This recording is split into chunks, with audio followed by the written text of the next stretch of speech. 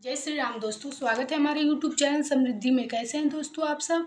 मैं आप लोग के साथ प्रीति तिवारी। अपनी बातें या सुझाव जो भी हो आप लोग कमेंट बॉक्स में लिख करके ज़रूर पूछिए। अपना कोई प्रश्न हो तो ज़रूर पूछिएगा आप लोग। दोस्तों आज मैं अपने माताओं बहनों जो मुझसे छोटी हैं, जो मुझसे बड़ी हैं, फिर जिनको नहीं भी पता है, मैं आज सुहाग से जुड़ी हुई कुछ महत्वपूर्ण बातें आप लोगों को बता रही हूँ। शायद आप लोग को नहीं पता होगा और आप लोग गलती उसमें कुछ करती होंगी। तो सबसे पहले मैं तो ये बताऊँगी कि पति हो या संतान, किसी चीज़ में कोई रिस्क नहीं लेना चाहिए, कोई गलती नहीं करना चाहिए। यदि आपसे कोई गलती हो गई हो तो उसके लिए क्षमा माँग लेना चाहिए। क्योंकि सुहाग ही एकमात्र ऐसा चीज़ है जो औरतों का मान बढ़ाता है और कहीं उठने बैठने के काबिल बनाता है। नहीं तो समाज में तो आप लोग जानती हैं तरह-तरह की भ्रांतियाँ फैली हुई हैं। सिर्फ भ्रांतियाँ ही हैं, जब लोगों पे पड़ता है तो अपने टाइम लोग नहीं सोच पाते हैं। चलिए इन सब बातों को छोड़िए, मैं आप लोगों से बातें बता रही हूँ।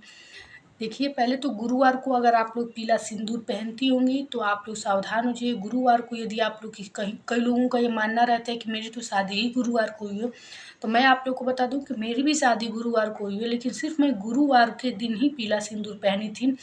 इस तरह से गुरुवार को कभी भी आप भूल कर पीला सिंदूर मत पहनिए।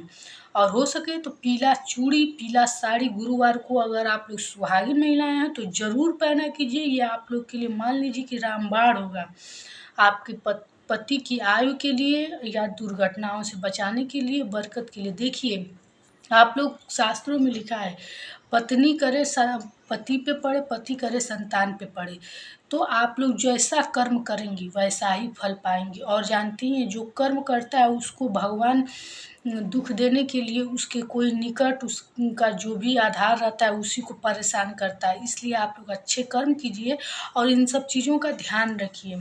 दूसरी चीज़ जैसे कि आप लोग मंगलसूत्र है, बिछिया है, मांग टीका है, ये 3 श्रृंगार की वस्तुएं ऐसी हैं जिसको कभी भी शेयर नहीं करना चाहिए। श्रृंगार कह लीजिए या ज्वेलरी कह लीजिए, जो भी कह लीजिए, कभी इन चीज़ों को कभी शेयर मत कीजिए।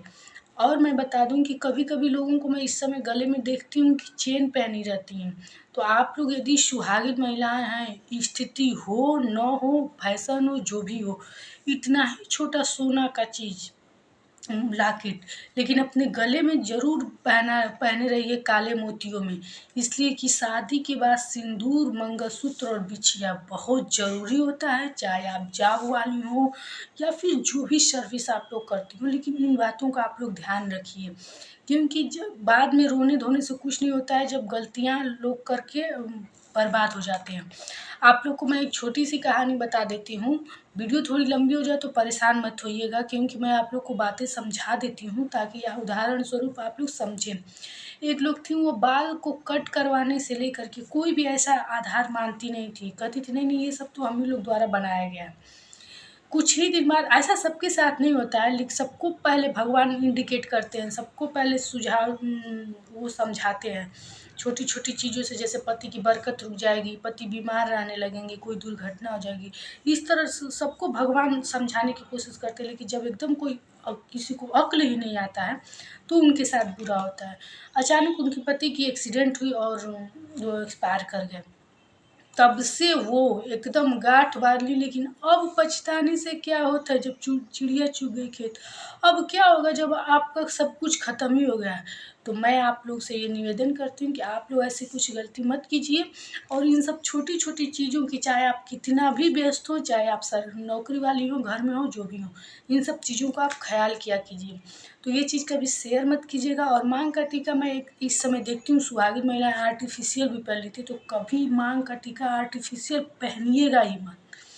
मांग का टीका, चूंकि दो तो मांग में टीका पहन नहीं सकती, जब आप मंगलसूत्र भी लोग आर्टिफिशियल पहनते हैं, लेकिन मैं बता रही हूँ कि एक छोटा सा लॉकेट ही अपने गले में हमेशा धारण किए रहिएगा, चाहे कुछ भी पहनिए। तो दूसरा भी मंगलसूत्र पहन सकते हैं, लेकिन ये मांग का टीका तो दो पहनेंगे नहीं। तो कुछ लोग सजावटी तौर पे मांग का टीका आर्टिफिशियल पहन लेते हैं। तो आप भूल कर भी ऐसी गलती न करें, आपको बाद में निश्चित पछताना पड़ेगा। इसलिए आप लोग सावधान हो जाइए। दूसरी चीज़, जब मंगलसूत्र आप लोग खरीदें, मांग का टीका खरीदें या फिर बिछिया करें, तो उस दिन समय का ज़रूर आप लोग ध्यान दीजिएगा। आपके मान का दिन ना हो, शनिवार के दिन ना हो, और कोशिश कीजिएगा कि मुहूर्त अच्छा हो, तभी इन सब चीज़ों को खरीदना चाहिए। अशुभ समय में किया गया कार्य कभी फलदायी नहीं होता है, इसलिए कभी भी आप इन सब चीज़ों को खरीदने जाएँ तो सावधान होके जाएँ, दिन देख कर जाएँ। आपके निकटवर्ती कोई पंडित वगैरह हों तो उनसे दिखवा लीजिएगा कि आज दिन कैसा है, अच्छा योग बने तो आप लोग मार्केट जा कर के खरीदें। दूसरी बात और सुनिए, जब आप लोग अपनी ज्वेलरी लक्ष्मी माता को ज़रूर चढ़ा करके तब पहना कीजिए, क्योंकि ये बहुत अच्छा माना जाता है। सिंदूर चढ़ाकर तब पहना कीजिए। ये सब हम लोगों के लिए, सुहागिन महिलाओं के लिए एकदम रामबाण रहता है, इससे जीवन हमेशा उज्ज्वल रहता है। अब मैं आप लोग को, उन लोगों को वो बात बताती हूँ कि जो बिंदी को बार बार कहीं उतार कर चिपका देती हैं लोग, या फिर सिंदूर की डिब्बी को भी मैं बता दूं कि किसी से शेयर मत कीजिएगा। आजकल मार्केट में छोटी छोटी लकड़ी की डिब्बियाँ मिल गई हैं, आप लोग वो खरीद के जितनी भी तरह की आप लोग को सिंदूर उसमें भरना है भरा कीजिए। आप लोग कांच की, पीतल की, ऐसी सब डिब्बी में मत भरा कीजिए, क्योंकि सोने की डिब्बी में तो लोग भर सकते हैं, लेकिन सोने का डिब्बी पॉसिबल नहीं है लोगों के पास।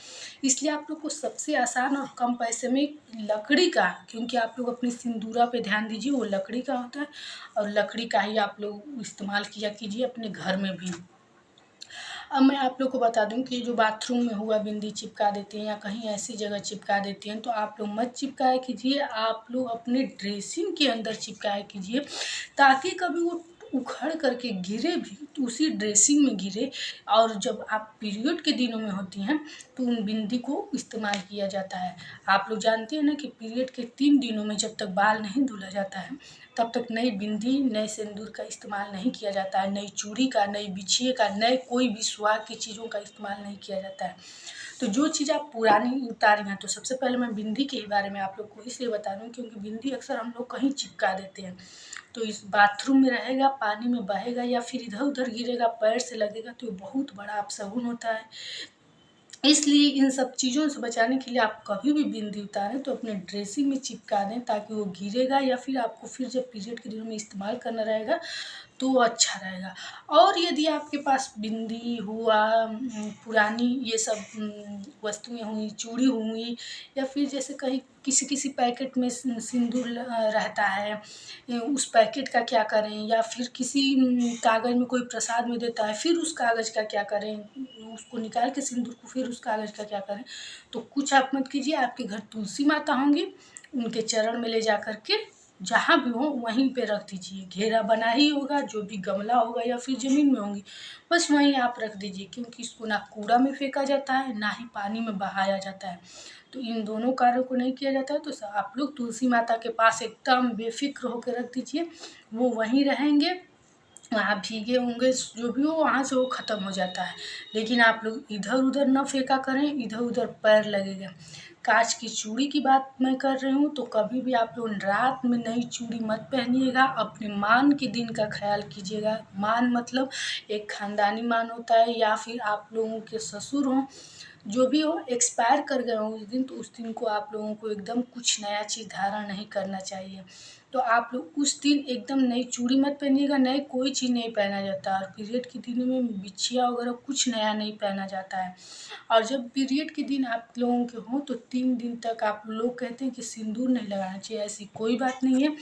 आप लोग 3 दिनों के लिए अलग से कोई थोड़ा सा कागज़ वगज़ में सिंदूर निकाल के रखा कीजिए, क्योंकि सुहागिन महिलाओं को जब से शादी हो गई, कोई ऐसा दिन ही नहीं बना कि जब वो सिंदूर न लगाएं। तो आप लोग ज़रूर सिंदूर लगाया कीजिए, बस उसको पीरियड के दिनों में इस्तेमाल किया कीजिए।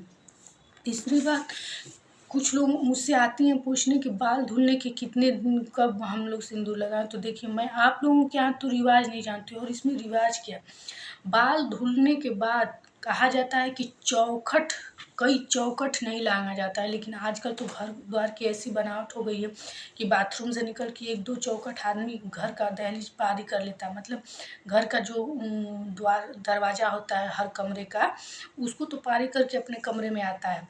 तो इसकी बात नहीं है, लेकिन जब आप अपने कमरे में आ जाइए, अपना बाल खोल के पोंछने लगिए, तब बिना सिंदूर पहने फिर कमरे का दरवाज़ा मत लांघिए। ये बहुत बड़ा दोष है। कुछ लोग कहते हैं कि कुछ खा करके सिंदूर पहनना चाहिए, थोड़ी देर बाद पहनना चाहिए, बाल धुलने के बाद, नहाने के बाद। ऐसी कोई बात नहीं है। आप लोग पहले की महिलाओं को या आप भी देखी होंगी कि सुबह में जब नहा धो लेती हैं तो वो सिंदूर पहनती हैं, तैयार होती हैं। तो इसलिए आप लोग तुरंत सिंदूर लगाया कीजिए। बिना सिंदूर के अपने मांगों को छूना कभी नहीं रखा जाता है, चाहे भारत में कहीं का रिवाज हो। मैं ये नहीं जानती, लेकिन मैं इतना सिर्फ जानती हूँ कि बाथरूम से आने के बाद बाल धुला है तो तत्काल पोंछ करके सिंदूर लगाना चाहिए, और उसके बाद अपने बालों को जूड़ा बना लीजिए। इसलिए बना लीजिए क्योंकि उसमें से जो पानी टपकता है वो अगर मंदिर में पूजा करने जा रहे हैं तो ये बहुत बड़ा दोष होता है।